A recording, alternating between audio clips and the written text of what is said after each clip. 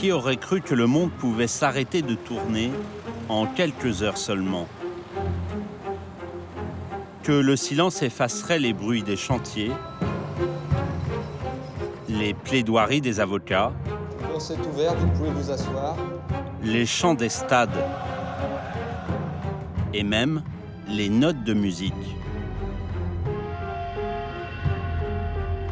Le début du confinement, le début du virus, il y avait cette pression qui était là, cette peur, cette angoisse, entre guillemets, d'ennemis invisibles. This disease could kill you. If you're old, if you have underlying conditions, it's devastating. La priorité, c'est la santé de nos collaborateurs. Il n'y a pas d'équivoque là-dessus. Comment les femmes et les hommes du groupe Bouygues ont-ils fait face à cette épidémie mondiale? Comment maintenant on va reprendre l'activité? Et on s'est dit, ce qu'il nous faut, c'est avant tout des équipements de protection individuelle. Donc il nous faut des masques et du gel. On a le sentiment de la vulnérabilité, donc ça veut dire qu'il faut ne jamais oublier de préparer l'avenir. C'est ma responsabilité, c'est ma mission, mais on a tous, chacun à son niveau, une responsabilité pour penser à l'avenir, le préparer, l'anticiper et l'affronter le mieux possible. Comment les équipes ont-elles cohabité avec cette menace invisible pour maintenir coûte que coûte les activités essentielles de l'économie? C'est notre mission, on n'a pas le choix, on y va. Tu es avec ton masque, tu es dans cette épidémie, et donc que va-t-il se passer? Comment les collaborateurs ont-ils réinventé le quotidien de l'entreprise? Le confinement, c'est un accélérateur de nouvelles façons de travailler. On passe de l'état où on est vraiment passif dans une situation de crise à un état où on devient actif. Et ça modifie complètement la donne.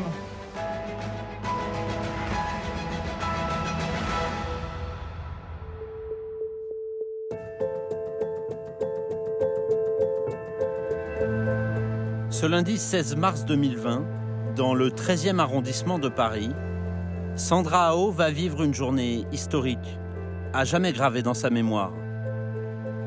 À 31 ans, elle conduit alors son deuxième chantier de rénovation au sein de l'entreprise Bouygues Construction. Mais tout va s'arrêter en quelques heures. Le président devait parler le lundi soir et on a eu une note, je crois que c'était dans l'après-midi ou le soir même, pour pouvoir nous dire qu'on avait une journée pour pouvoir tout fermer et pouvoir après rentrer chez nous. Là, vous voyez, donc ça, c'est un BIMA. Donc c'est l'équipement qui nous permet de pouvoir travailler en façade. C'est de la location qui est imputée sur le chantier. J'ai 5 grues, entre guillemets, qui sont là, qu'on doit payer, et qui dorment, qui ne sont pas utilisées. C'est du jamais vu. Non, j'ai jamais vécu ça, de fermer et de me dire, je ne sais pas quand est-ce qu'on reviendra. On verra bien, de ne pas pouvoir donner de réponse à tous ceux qui appellent pour dire quand est-ce qu'on reprend. Je ne sais pas. Moi, j'ai pas vécu une situation de guerre, mais vous n'avez pas le sentiment qu'un jour tout s'arrête. C'est un truc qui vous paraît pas réel, en fait. On nous avait annoncé que ça s'arrêtait pour 2 semaines, et nous, on avait imaginé dès le début que c'était au moins 6 semaines. Le lundi 16 mars, ça a été un choc brutal. Le discours du président de la République a été très solennel, très grave. Et donc, comme tout le monde, on a pris ça d'une manière assez violente, même très violente, avec de l'inquiétude pour les proches, pour soi-même, pour tous les gens qu'on aime, qu'on connaît. L'impact sur l'économie est incroyablement brutal, avec toute la désorganisation que ça suppose. Et donc, j'ai dit, l'affaire est sérieuse. Paradoxe de cette France confinée, quand certains salariés doivent rester à leur domicile, d'autres vont vivre une période cruciale où aucune erreur n'est permise. Au cockpit de Bouygues Télécom, Benoît Laclé et ses équipes ont vu les fréquences de télécommunications s'emballer avec le confinement du pays. Sans ces réseaux, des familles, des entreprises seraient définitivement coupées du monde. Pile à 16h04, on a perdu un PSS. Et c'est quoi, c'est DCQ, c'est que de la DCQ ou c'est une perte franche? On a perdu la boucle du Havre Attends, si tu veux, je vais voir. En fait, ce qui se passe là, on a un équipement central de notre réseau qui ne répond plus. On n'arrive plus à se connecter dessus et qui prend plus la charge de trafic. Attention, là, il y a 10 000 personnes qui n'ont plus de fixe, qui n'ont plus de télévision, qui ne peuvent plus travailler dans ces périodes. Potentiellement des entreprises, potentiellement des hôpitaux, des cliniques. Donc oui, ouais. Cette période-là, elle rajoute une petite pression en plus où on se dit, faut se dépêcher. Quand le réseau ne répond plus, en coulisses, Mathieu Foucault est en première ligne. Il est l'un des techniciens qui a affronté pendant les 55 jours de confinement ce virus invisible. On a une perte d'un équipement, donc il faut essayer de réparer au plus vite.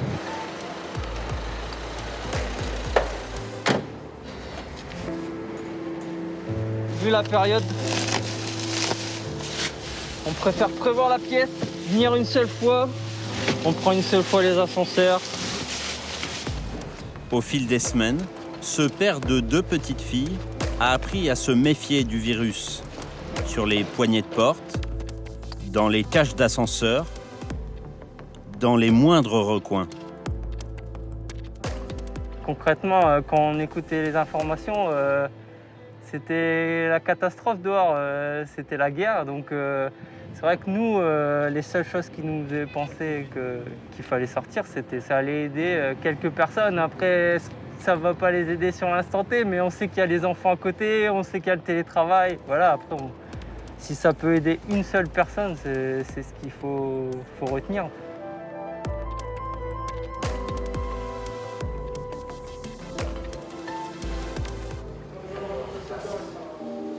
On ne savait pas trop au début, parce que c'était extrêmement grave, pas grave et tout, etc. Il y avait ce genre de questions qui émanaient de tous les collaborateurs. Est-ce que c'est vraiment utile d'être ici ?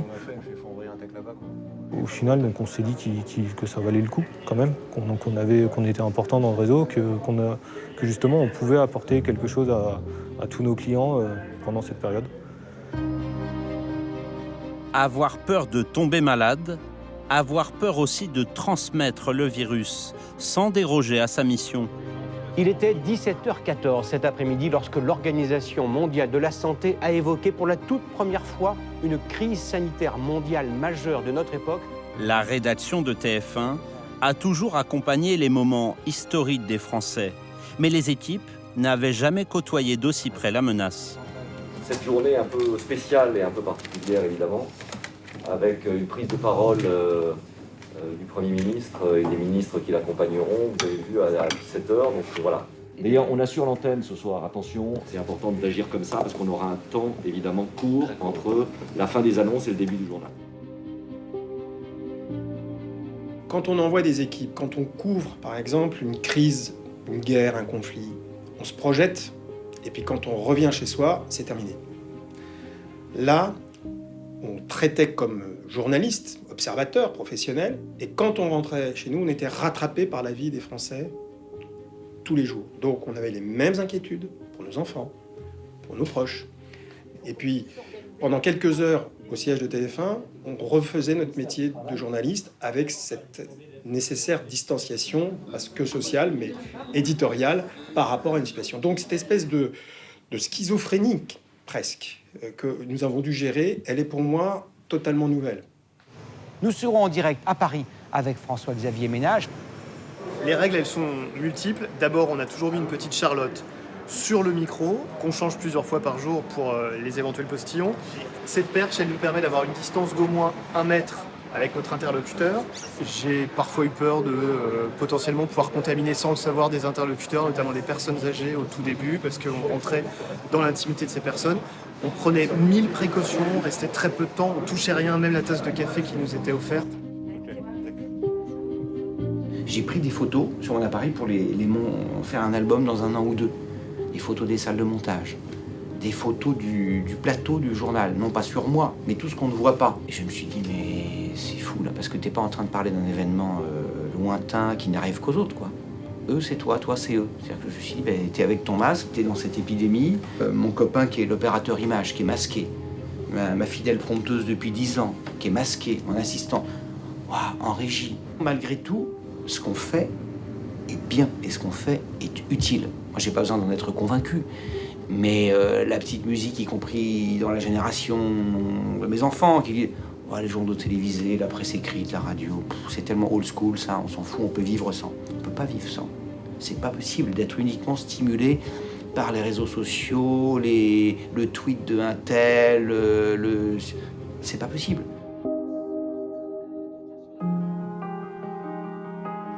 Face à l'épidémie, des équipes habituellement très discrètes ont dû s'engager sur la ligne de front. Bon, rien de spécial cette nuit? Non? L'été? Froid et remis en chercher. Ouais. Bon, bah c'est bien.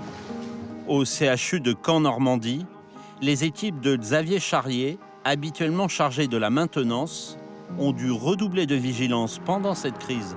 On sentait une atmosphère différente. Les soignants, comme nous, ils étaient sous pression. La vague arrivait, ils étaient au front. Et avoir en face de soi le premier patient Covid, c'est quand même une inquiétude, une source d'inquiétude. Même s'ils sont habitués à soigner, même si les microbes, ils les côtoient tous les jours. Le rôle principal de l'équipe, ça a été de permettre aux soignants de se consacrer aux soins. C'est-à-dire principalement de faire en sorte que tout ce qui était l'aspect matériel, tous les aspects matériels, ils en soient déchargés. Donc vérifier que les appels malades fonctionnent, vérifier que les portes fonctionnent, sécuriser les locaux pour ne pas qu'ils se fassent voler leur gel, leur masque. Certains détails peuvent faire la différence. Et une mission notamment, transformer le système de ventilation pour que le virus ne mette pas en danger le personnel de l'hôpital. Et en fait, le fait de souffler dans la pièce, plus d'air que l'on en aspire, fait que le courant d'air va naturellement vers l'extérieur. Et on n'était pas sûr de pouvoir y arriver. Donc on a dit au docteur, on fait un test, parce qu'on a senti que ça vous rassurerait, ça rassurerait votre personnel. Ah ouais. Et puis du coup, on a fait un test. Le test a été concluant. Donc on est passé à l'échelle de la moitié du service, en fait. Effectivement, nous, on ne peut pas faire correctement notre travail si on n'a pas tous ces gens autour de nous. Enfin, tout le personnel qui travaille dans un hôpital est un maillon essentiel du soin, de la chaîne de soins. Je suis évidemment très fier de voir que les collaborateurs, grâce à leur qualité personnelle, l'importance de la conscience qu'ils ont de leur mission, ont réagi positivement. Et bien, tous ces gens-là ont fait un boulot formidable. Ça fera partie de la mémoire de l'entreprise, de se souvenir que dans les cas difficiles, il y a un bon nombre de collaborateurs qui acceptent d'aller au feu, si je puis dire. Aude Chapuis avoue avoir traversé l'épreuve de sa vie au plus fort de l'épidémie de Covid-19. À Versailles, la directrice des Jardins d'Arcadie, société commune entre Bouygues Immobilier et Acapace, a dû tout simplement redonner goût à la vie aux 91 locataires de cette résidence adaptée aux seniors et lutter contre un destin que certains jugeaient déjà implacable. Les résidents nous disaient « Moi, j'ai 95 ans, c'est pas maintenant qu'on va m'enlever ma liberté. De toute façon, si il est arrivé le moment pour moi de quitter cette terre, d'accord, je l'accepte. » Donc voilà, pendant 15 jours, il a fallu beaucoup discuter. Ils ont compris qu'on avait peur. Monsieur Le Cerf, comment ça va? Madame la Présidente. Tout va bien? Tout va bien. Est-ce que vous nous permettez d'entrer un peu dans... Rentrer à la maison et d'avoir la famille qui a peur et qui l'exprime et qui vous dit le matin, maman, chérie, tu fais bien attention à toi, hein, mais c'est notre mission. On n'a pas le choix. On y va, il va falloir que vous l'acceptiez.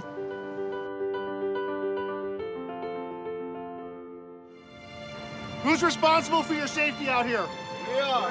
That's right. It's not anybody else, it's on you. Take care of yourself out here, okay? Is there anything out here worth losing your life or getting hurt over? Absolutely not. We do not take shortcuts. We treat everyone like family. We watch each other like family. Okay? Au plus fort de l'épidémie, quelques bonnes nouvelles laissent entrevoir une éclaircie. Il est 4h30 du matin à l'aéroport de Los Angeles aux États-Unis.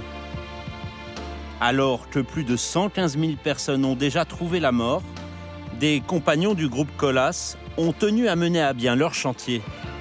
So we work 20 hours a day, 2 10-hour shifts, 6 days a week. We started construction in February of 2020, and the pandemic hit mid-March of 2020 and came pretty quick. And so it was definitely an adjustment period.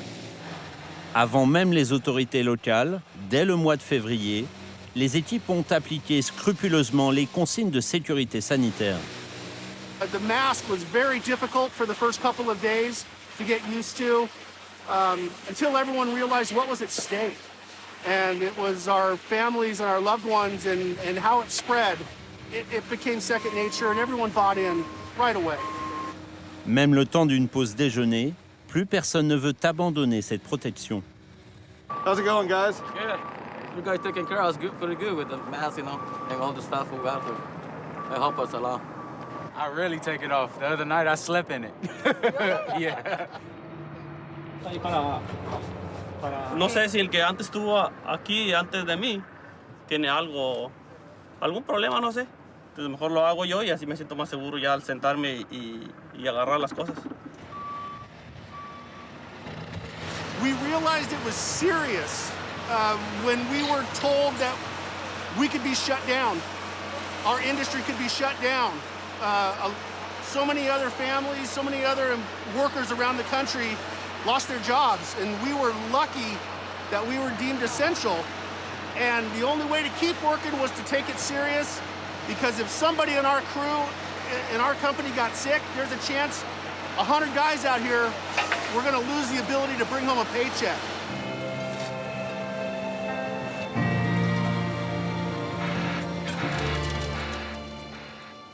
Je vais vous dire, quand on est agressé, que ce soit par des ennemis militaires ou par des virus, on doit se battre.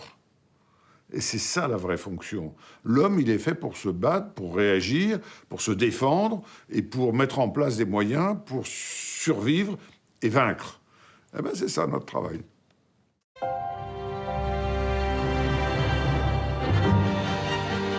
Il y a 18 ans, une épidémie appelée SRAS va provoquer la mort de centaines de personnes à Hong Kong. Pour le reste du monde, l'événement est vite devenu un mauvais souvenir. Mais dans la cité asiatique, on a retenu la leçon. Les équipes du groupe Bouygues disposent désormais d'un état-major et d'un manager anti-Covid-19 chargés tout spécialement de la lutte contre le virus. We had a great concern when we heard from the news that there were confirmed cases in Wuhan city of China in early January. Because of the high traveling mobility over Chinese New Year holiday, there were 2 important cases of the COVID-19 in Hong Kong on 22nd January. Immediately, our safety director evaluated the stock of face masks, and the crisis management team was also activated to closely follow the news of the COVID-19. The second action taken was we checked all staff if they traveled to China during the holiday. If yes, they will request to stay home for 14 days. 小李啊，嗱，如果頸渴就飲水啦嚇。如果發覺有啲咩唔妥就唞一唞，但係個口罩咧就唔好除。係有嘅，因為咧我哋曾經試過03年嗰個沙士之後咧，咁大家對嗰個疫情咧都已經係有一啲認知，所以今次咧再有呢個肺炎嘅時候，咁佢哋嗰個安全衞生意識真係完全比較好咗好多嘅。Grâce à ces mesures, et alors même que l'épidémie frappe toujours les villes asiatiques, aucun malade n'a été détecté sur le chantier depuis le 20 février. And we have to repeatedly remind the importance of the precautionary spirit, as the COVID-19 is highly contagious. Again, we must have self-discipline ourselves. En France et partout dans le monde, le groupe s'est engagé sur tous les fronts logistiques pour obtenir les équipements nécessaires et assurer la sécurité de plus de 130 000 collaborateurs. Merci beaucoup, bonne journée. Avec l'expérience de Hong Kong, nous avions compris qu'à Hong Kong, ce qui avait permis le redémarrage, c'était de redonner confiance aux collaborateurs en assurant un maximum de protection. Comme Bouygues Construction a une implantation très ancienne en Asie, on s'est dit il faut qu'avec les acheteurs qu'on a là-bas, on aille voir si on peut se trouver des masques. On a la chance au sein de Bouygues d'avoir une centrale d'achat qui est positionnée à Shanghai depuis pratiquement 10 ans. Le calcul que l'on faisait à cette époque, c'est qu'il nous fallait un nombre de masques extrêmement important chaque semaine, puisqu'on consommait pratiquement 2 à 3 millions de masques par semaine. On en a offert 1 million au gouvernement français, on en a offert 1 million au gouvernement ivoirien, puisque la Côte d'Ivoire est un vieux partenaire de Bouygues historique depuis toujours. Et puis on a approvisionné pour nous, pour préparer la reprise. À ce jour, le groupe Bouygues a acheminé combien de masques ? 45 millions. Mais Bouygues Construction comme Colas, comme tous les métiers du groupe, on est dans des écosystèmes complexes. Dire on s'arrête, c'est pas 25 collaborateurs de Bouygues qui s'arrêtent, c'est 25 collaborateurs de Bouygues qui s'arrêtent, plus les sous-traitants, les fournisseurs, enfin un système compliqué. Et à arrêter, c'est assez simple. À redémarrer, c'est beaucoup plus compliqué. Il faut que toute la chaîne, tout l'écosystème se remette en route, réapprovisionne, redémarre, etc. Et donc, on avait aussi beaucoup de fournisseurs et de sous-traitants qui n'avaient pas les moyens de protection. Et donc, on les a aidés, on leur a fourni éventuellement, pour un grand nombre d'entre eux, pour faciliter le redémarrage. Et on était, je crois, un des premiers grands groupes à redémarrer.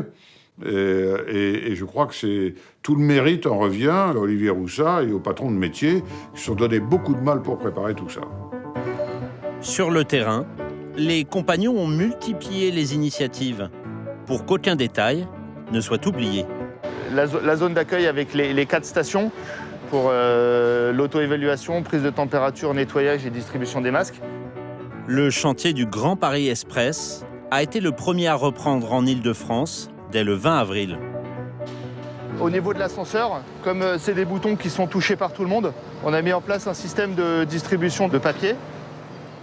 Comme la distance est relativement faible, on demande aux collaborateurs de faire la descente ou la montée dos à dos de façon à mieux sécuriser l'opération. Je vois que certaines industries ont énormément de mal à reprendre pied dans la vie de tous les jours, avec une crainte de sortir, une crainte de relancer de l'activité. Pour nous, ça a été assez naturel. Notre vie, c'est fait de renouvellement à chaque chantier. Et on repart de zéro et on recrée quelque chose.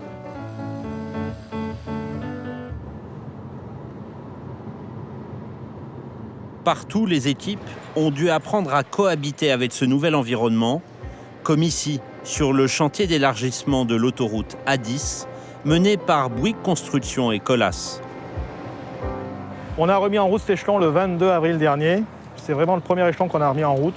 Ça nous permettait un petit peu de nous tester notre capacité à respecter toutes les consignes qu'on avait prévu de mettre en place. Là, on a limité à 16 personnes, alors qu'on est quasiment plus du double en conditions normales. Le réfectoire et les douches, c'est vraiment l'endroit où on n'a plus notre protection de type masque. Il faut qu'on soit extrêmement rigoureux sur la gestion de ces espaces-là, parce que c'est là qu'on peut avoir le plus de problèmes. On a neutralisé une partie pour toujours avoir un minimum 1 mètre d'écart entre ceux qui manquent. Donc vous voyez la capacité du coup réduite que ça génère. Et le fait de manger comme ça à 1,50 m, 2 mètres, je pense que ça change quand même quelque chose. Je ne suis pas sûr que les gens s'habituent facilement à ce genre de choses. Comme les machines à café, tout ça, c'était un lieu convivial où on discutait des problèmes éventuellement. Il n'y a plus, pour l'instant il n'y a plus. Au sein du groupe Bouygues, une partie du déconfinement s'est jouée ici, à Noyon dans l'Oise, l'un des départements français les plus touchés par l'épidémie. Dans cette usine Aximum, filiale de signalisation routière de Colas. Au cœur de l'épidémie, le directeur général Benoît Castex va lancer avec ses équipes une petite révolution dans cette usine habituée à produire des peintures.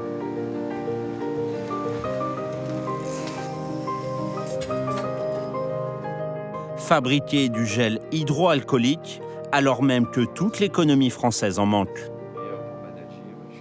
Et donc on travaillait sur nos scénarios de reprise.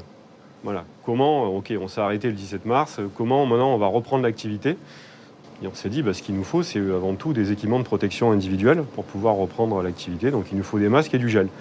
Donc là, en petit groupe, on s'est dit, mais du gel, c'est fait avec quoi? C'est fait avec de l'éthanol. L'éthanol, on en a 7 tonnes dans la cuve. On doit pouvoir se débrouiller tout seul là-dessus, quoi. Donc c'est vraiment ça la jeunesse du projet. Tous ces petits pots que vous voyez là, c'est les formulations que Romain et son équipe ont mis en place. Donc il y a eu une vingtaine, je crois, de formulations. L'usine a dû reconvertir une partie de sa chaîne de production. C'est un poste sur lequel habituellement on fabrique des peintures à l'eau couleur et qu'on a aménagé récemment là, pour la fabrication du gel hydroalcoolique.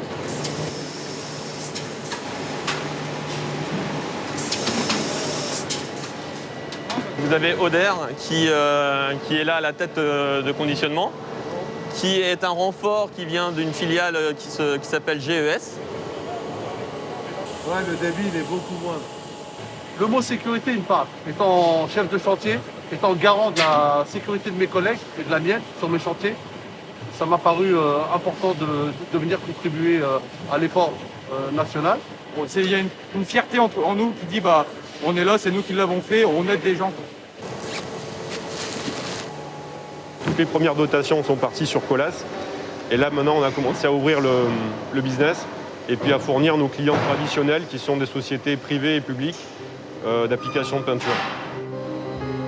Depuis, la nouvelle s'est répandue dans toute la région et des associations ont fait appel à l'usine pour obtenir gratuitement ce gel hydroalcoolique.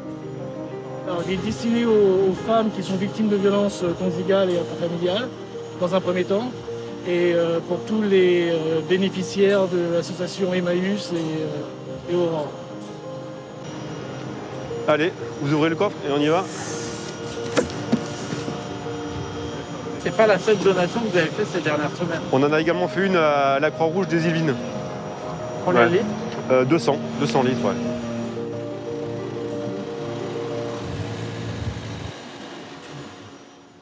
Formidable. Ça prouve qu'on a de la créativité, de la réactivité. Ça prouve une chose, c'est que de temps en temps, quand on sort un peu de la bureaucratie, on fait aussi beaucoup de choses. Certaines missions ont revêtu pendant l'épidémie une dimension très particulière. Au CHU de Caen-Normandie, Christopher est habituellement chargé de remplacer les filtres d'aération. Mais à cause du Covid-19, ces filtres sont suspectés de contenir des milliers de particules dangereuses dont la durée de vie est à ce jour toujours incertaine. Christopher doit désormais revêtir une tenue spéciale. C'est une maintenance préventive de la centrale de traitement d'air. Donc là, j'ouvre tous les caissons. Voilà, visuellement, les filtres sont quand même encrassés. Donc on est bon pour les remplacer. Les attaches sont différentes, mais c'est assez pratique, malgré tout. Il fait près de 50 degrés à l'intérieur de la combinaison. Mieux vaut plus de sécurité que pas assez. Même si je dois fondre et perdre 2-3 kilos, mais voilà.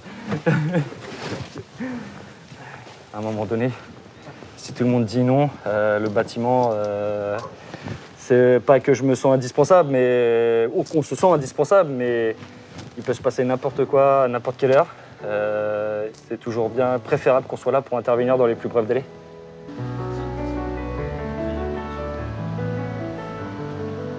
Est-ce que vous pouvez me rejoindre dans le TGBT 1.1, s'il vous plaît?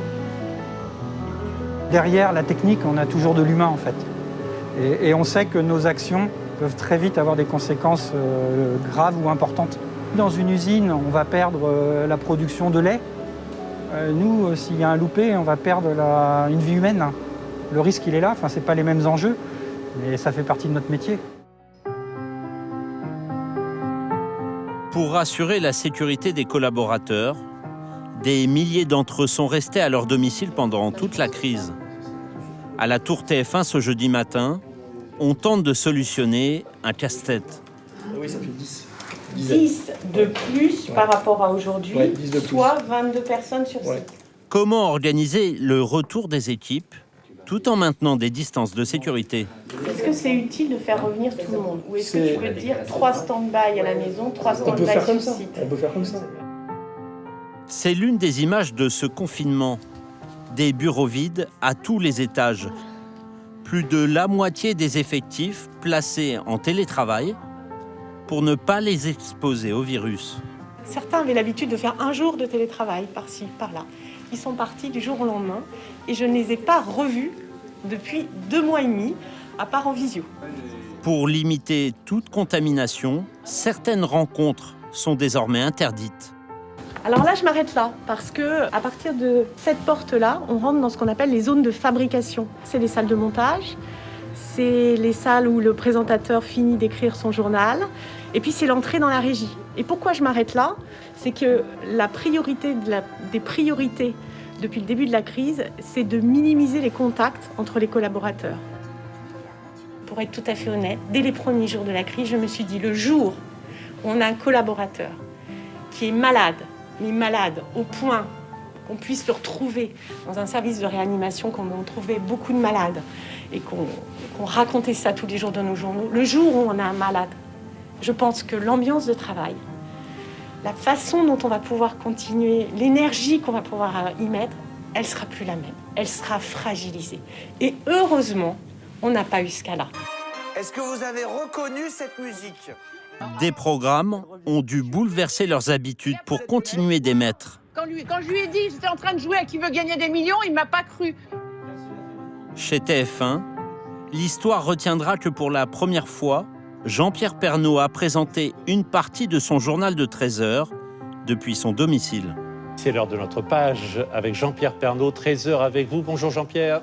Bonjour Jacques, bonjour Dominique. TF1 a préféré me mettre à l'abri pour respecter le confinement avec les petits problèmes de santé que j'ai eus il y a quelques mois. Mais on a installé un petit studio automatique chez moi.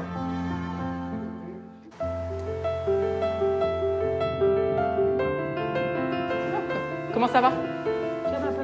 À Versailles, à la résidence des Jardins d'Arcadie, là aussi le personnel a tenu bon.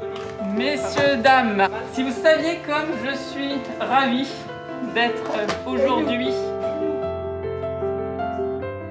Après 80 jours de confinement, quelques résidents peuvent à nouveau profiter ensemble d'une animation. Alors en tout cas, on va commencer avec le premier indice. Au début de la crise, la plupart des résidents avaient accueilli avec tristesse ces mesures de confinement.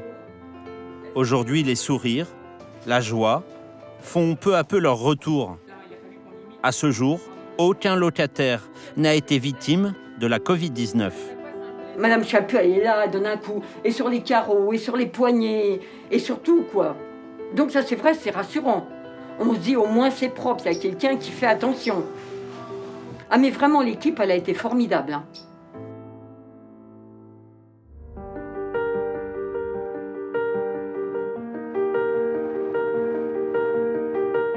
Que faut-il retenir de cette période inédite et historique? Peut-on revenir comme avant, comme si de rien n'était? Il faut maintenant qu'on intègre l'idée que ça peut recommencer, celle-là ou une autre. Et donc, ça veut dire qu'il faut que nous, on soit préparés à ça. Et pour se préparer à ça, il faut y avoir réfléchi, se dire que la manière dont on a agi la première fois, il y avait des choses formidables, des choses moins bien, qu'est-ce qu'il faut faire pour améliorer les choses? Nous avions quitté Sandra Ao un mois auparavant. Son chantier était alors fermé à cause du confinement. À l'heure du retour ce lundi matin, les équipes sont bien décidées à rattraper le retard. Il y a d'autres chantiers qui n'ont pas encore ouvert, toujours pas. Donc du coup, ils avaient aussi des équipes à recaser, donc une aubaine pour nous, parce qu'on a pu doubler quelques effectifs. Mais globalement, tout le monde est content de reprendre. Oui, ok, cool. On a quand même une entreprise qui, pour le moment, n'a pas encore repris, parce que les collaborateurs ont peur. Et donc du coup, ils n'ont que très peu de monde à dispo, donc ça peut être problématique. C'est toujours un peu la panique quand il faut reprendre et quand on voit qu'on n'a pas fait grand-chose pendant 2 mois. On va aller juste là. C'est plutôt pas mal de réentendre un peu tout le monde s'activer autour.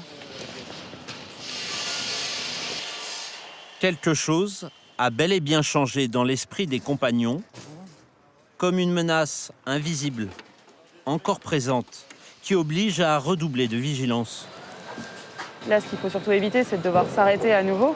comment est-ce que nous, on va pouvoir travailler avec le virus sans avoir peur d'aller travailler et sans être complètement vulnérable. La particularité de notre métier, c'est de travailler en site occupé, donc faire des interventions et des travaux chez les gens pendant qu'ils y vivent. Et donc là, maintenant, avec toutes les mesures aussi à respecter, c'est de savoir comment on va intervenir chez eux, comment on va pouvoir rentrer chez eux en étant aussi bien nous en sécurité que eux. Vous n'en verrez pas un seul qui n'est pas sous masque ou c'est vraiment rentré assez rapidement. Dès qu'il y en a un qui est un peu plus volubile, qui est un peu moins dans le coup, on le remet, on lui fait la remarque directe. Ouais. Ouais, je vous dis, moi, en 35 ans, je n'ai jamais été arrêté aussi longtemps. On était tous contents de se retrouver. Ouais. Parmi les valeurs des compagnons du Minorange, ils ont des capacités de formation, de s'intéresser aux autres, etc. Et aussi une responsabilité importante dans le domaine de la sécurité. Ils doivent être exemplaires en matière de sécurité et aussi le faire savoir et valoir auprès des autres. Poussés par cette crise inédite, certaines équipes ont dû revoir en profondeur leurs habitudes de travail, leur process de création et d'organisation. Comme à Noyon, à l'usine de fabrication de peinture Aximum. Habituellement, il faut plusieurs mois pour développer un nouveau produit, mais cette fois, pour produire le gel hydroalcoolique en pleine épidémie, tout a été réalisé en 15 jours. On s'est aperçu qu'on pouvait développer un produit très rapidement et on pouvait mobiliser toutes nos énergies pour arriver à faire quelque chose qui tient la route. On passe de l'état où on est vraiment passif dans une situation de crise à un état où on devient actif. Et ça modifie complètement la donne. Je pense qu'on a libéré beaucoup de freins, en fait. Le maître mot de ce que l'on voit au travers de ce que l'on a fait pendant cette période, c'est d'être en permanence capable de s'adapter rapidement. Tous les métiers ont travaillé ensemble. Les masques de TF1, ils ont été fournis soit par Bouygues Construction, soit par Bouygues Télécom. Travailler ensemble, on a même eu un des fournisseurs de Bouygues Télécom qui a sourcé des masques particuliers pour les équipes de TF1 dans un délai assez court. Donc, globalement, c'est savoir s'adapter. S'adapter notamment pour maintenir tout au long de la crise, à distance, la relation avec les clients. Moi, j'ai un problème. On avait la date de livraison prévisionnelle, c'est fin mai. Il devrait quitter les logements à partir du 1er juillet. D'accord. Chez Bouygues Immobilier, la plateforme téléphonique a fait face pendant l'épidémie à des situations inédites. Je me rappelle d'une cliente qui sa propriétaire l'a mis dehors, quoi. Et donc il fallait bien qu'on puisse faire quelque chose pour elle. On ne pouvait pas la laisser comme ça, donc on a fait des exceptions. En fait, il nous avait dit qu'il revenait vers nous fin mai pour un nouveau calendrier de livraison. Je vais faire le nécessaire afin qu'on puisse vous renseigner plus sur la date de livraison. Certains acheteurs auraient dû recevoir les clés de leur nouvel appartement dès le 17 mars, mais tout s'est arrêté subitement. C'est pour ça qu'à partir du 16 mars, nous, notre obsession, c'était de communiquer avec le client, de garder le lien et de lui expliquer autant qu'on pouvait lui expliquer, parce qu'on avait, comme toutes les entreprises, on n'avait absolument aucune possibilité de lui dire on fera ça en mai, en juin, en mars, en avril, on ne savait pas. On va être accompagné d'un peintre, donc si vous voyez la moindre des choses, il faut le dire aujourd'hui. D'accord? Donc on va faire, je vous laisse faire un petit tour et après on fait pièce par pièce. Ça marche? Bonjour Sébastien, bonjour Didier. On est maintenant sur le 3e jour de reprise. Partout, les collaborateurs ont dû se réinventer. Madame, bonjour, bienvenue chez Bouygues Télécom. Je vous laisse rentrer, madame. Je vous laisse vous installer juste ici. Alors vous verrez, en fait, on a tout un marquage au sol qui vous permet de voir à peu près les distances. Je vais vous demander, si vous voulez bien, me présenter vos mains. Je vais vous remettre un peu de gel. Vous avez donc 1, 2 et 3 clés de logement. La 3e, comme ils sont encore dedans, ils ont dû la conserver. On va la récupérer après. Voilà. Donc là, vous avez tous les papiers, toutes les clés. Tous ont adopté de nouvelles pratiques pour que l'économie puisse redémarrer. Est-ce qu'il y a des personnes qui ont des galets à remettre ou du matériel éventuellement à déposer? Venez, je vous laisse le déposer juste ici. Il n'y a pas d'autre formalité. Voilà. C'est vraiment une adaptation. Pour nous, c'est compliqué parce qu'on a besoin d'être en proximité avec les clients. C'est le fait même de notre métier de pouvoir dialoguer. Et là, il faut s'habituer à être un peu inexpressif parce que déjà, on ne nous voit même pas sourire ou difficilement. Et puis, on se rend compte qu'il faut un peu amplifier finalement les gestes pour que les gens... on est dans quelque chose d'un peu nouveau. C'est un temps d'adaptation, réellement. Je pense qu'il va falloir encore quelques jours pour s'y faire. Et puis ensuite, ce sera une habitude. Pendant toute l'épidémie, une pratique a pris une ampleur inédite dans les sociétés du groupe, le télétravail. Donc aujourd'hui, pour ceux qui sont en activité, 80% des collaborateurs sont en travail à domicile et 20% sont sur site, avec les mêmes applicatifs, dans la même configuration pour répondre aux demandes de nos clients. C'est OK pour tout le monde ? À Tours, au centre de relations clients Bouygues Télécom, le télétravail a transformé l'organisation du travail entre les managers et leurs équipes. J'ai mis le brief sur 30 minutes parce que j'ai pas mal d'infos à vous donner au-delà de la diff de la semaine prochaine. Peut-on là encore imaginer revenir en arrière comme si rien ne s'était passé ? Pour mon équipe, c'est 100% de télétravail jusqu'à fin mai, sauf mes 3 collaborateurs qui ne peuvent pas techniquement faire de télétravail et donc qui sont sur site depuis le début. On a vraiment la confirmation qu'on a des collaborateurs de confiance, rigoureux, et qui ont réussi, à passer le cap et à s'adapter à leur nouveau mode de travail pour assumer effectivement et la prise en charge et la qualité et surtout pouvoir continuer à répondre à nos clients. Attendez, tout dernier. Tout va bien par chez vous ? Si on m'avait dit un jour 60 à 70% des infographistes travaillent de chez eux quasiment dans les mêmes conditions que s'ils étaient ici, je vous aurais dit non, c'est pas possible. Or, la direction technique de TF1 a réussi la prouesse d'installer des moyens techniques qui permettent, avec un petit délai malgré tout supplémentaire dans la fabrication, mais qui permettent de faire ce qu'on fait dans les journaux. Beaucoup de nos collaborateurs ont appris finalement à pouvoir alterner des périodes chez eux et des périodes au boulot. Et c'est très bien ainsi, parce que ça donne à la fois un espace agréable, et puis aussi, je pense qu'il y a une forme de reconquête très intéressante, très stimulante pour nous les managers, d'autonomie. Le contrôle, c'est bien, et sans doute il en faut, mais la confiance, c'est encore mieux. Le confinement, c'est un accélérateur des nouvelles façons de travailler. Avant le Covid, 23% des entreprises pratiquaient le télétravail. Post-Covid, 66% des entreprises disent vouloir généraliser le télétravail. Le bureau, il va devoir permettre un nouvel équilibre dans ce triptyque. Siège, maison, coworking. Et puis cette flexibilité, il va falloir en effet l'appliquer à l'espace, l'appliquer aux méthodes managériales, parce que comment on manage à distance. C'est un outil formidable qu'on va développer. On a tous appris à le découvrir en quelque sorte. Et on va continuer à l'utiliser, mais en sachant que ça a des limites. Il ne faut pas que ça soit une rupture du lien social. Parce que le travail, ça doit être aussi un élément de socialisation, un élément de vie. Voilà, donc je pense que le télétravail, on va l'exploiter, on va continuer à l'exploiter, mais ça doit être dans des quantités limitées et en sachant que le lien social est absolument indispensable. Absolument indispensable. Chez Wojo, filiale de Bouygues Immobilier et accord dédié au coworking, un signe annonce déjà les prochaines mutations. Et on a vu la puissance du fait de travailler ailleurs. Et dans le même temps, on a vu la limite de travailler à la maison.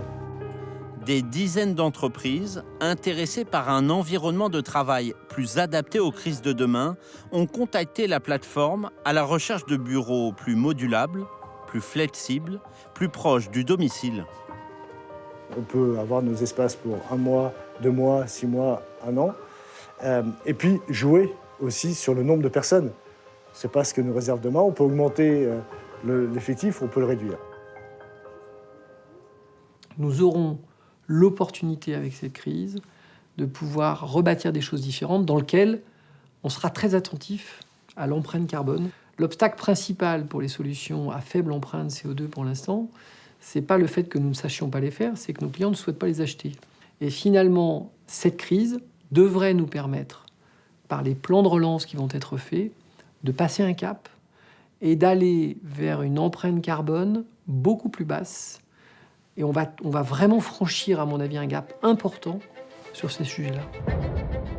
Et si cette épidémie offrait une opportunité, celle de se réinventer, celle aussi de redécouvrir les fondations qui font la force d'une entreprise. Il y a un impact sur l'activité, le chiffre d'affaires, les résultats. C'est pas mortel, il y a un impact. Bon. Mais on le surmontera, je ne suis pas inquiet pour ça. Maintenant, ce que l'on doit faire, c'est de se dire, il faut qu'on tire les leçons, qu'on progresse, qu'on soit meilleur. Donc je pense qu'il faut qu'on continue à former et à intégrer des jeunes collaborateurs, parce que c'est l'avenir. On a besoin d'eux. Et que même s'il y a des crises, il faut quand même continuer à embaucher des jeunes pour les former, leur faire participer à notre aventure et à nos valeurs. Et puis préparer l'avenir, c'est-à-dire aussi imaginer le pire. Et vous savez, Francis Bouygues avait une formule que j'aime beaucoup et que je répète souvent. Il disait « Il faut être pessimiste dans la réflexion et optimiste dans l'action ». Eh bien, je crois que c'est exactement ce qu'on doit faire.